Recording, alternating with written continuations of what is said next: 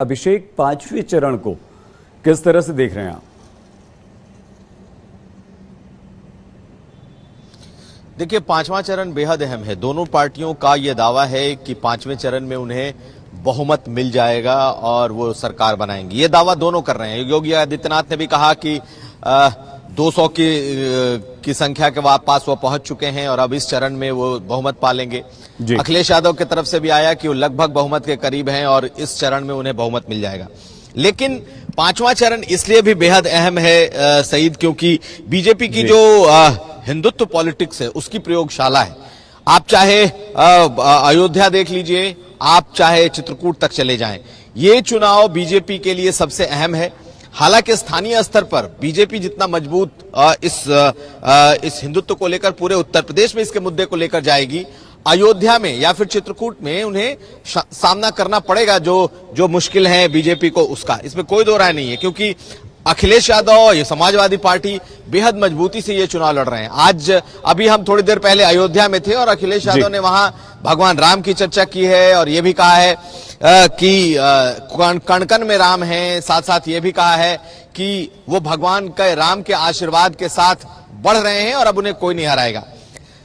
पांचवें चरण के जो चुनाव है उसमें अमेठी भी है, उसमें सुल्तानपुर भी है, चित्रकूट तक आता है, सिराथू है, प्रयागराज है।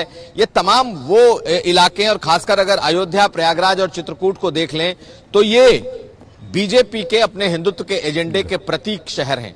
इस इलाके में बीजेपी के लिए माहौल पिछले जो कुछ सालों में बनाया गया है वो कहीं ना कहीं उसे फायदा करता है। लेकिन स्थानीय स्तर पर बड़ी चुनौती बीजेपी के साथ है। ठीक है अभिषेक, आपने बहुत विस्तार से बताया, लेकिन यहां जब विजय जी से हम बात कर रहे थे तो विजय जी ने बहुत महत्वपूर्ण बात कही कि हर चरण जो है वो अलग अलग मुद्दे पर लड़ा जा रहा है। पहला चरण हिंदू मुसलमान किसान, दूसरे में आ गए, तीसरे में कुछ और आ गया, चौथे में कुछ और आ गया। क्या आपको लगता है कि इस बार अब हर चरण के साथ जो मुद्दे बदल रहे थे, यहां से क्या मोमेंटम सेट हो रहा है आगे? विजय जी, हम आप ही से जानना चाहते हैं। अभिषेक, इसी पर आप भी रोशनी डालिएगा। जी नहीं, महत्वपूर्ण इसलिए भी है क्योंकि देखिए 230-31 सीटों पर पहले चुनाव हो गया है। अभी ये 60 सीटें हैं तो करीब करीब 300 सीटों पर उत्तर प्रदेश का चुनाव खत्म हो जाएगा पांचवें चरण तक। तो यदि किसी को बहुमत हासिल करना हो, जो क्योंकि हम पिछली बार कह रहे थे चौथे चरण में 231 सीटों का चुनाव हो गया था, तो 231 का मतलब 202 जो सीटें बहुमत का आंकड़ा है उससे आगे निकल गए थे और भारतीय जनता पार्टी को पिछले चुनाव में बड़ा बहुमत मिला था। अब उस बहुमत के पास वो पहुंच सकते कि नहीं पहुंच सकते, जैसे अभी अभिषेक ने भी जिक्र किया कि अखिलेश यादव भी राम मंदिर का जिक्र कर रहे थे। राम को उन्होंने कहा कि कण कण में राम मौजूद हैं, लेकिन उससे पहले जो भारतीय जनता पार्टी की रैली हुई उसमें कहा गया कि भाई आप उन्हें वोट देंगे जिन्होंने राम सेवकों को भूना था, यानी वो 1990 की मुलायम सिंह सरकार के वक्त की जो कार सेवकों के ऊपर जो गोलीकांड हुआ था उसका जिक्र कर रहे थे। तो अयोध्या में राम को लेकर खासतौर से समाजवादी पार्टी नहीं लड़ सकती भारतीय जनता पार्टी से, अयोध्या हो या चित्रकूट हो या इलाहाबाद भी हो।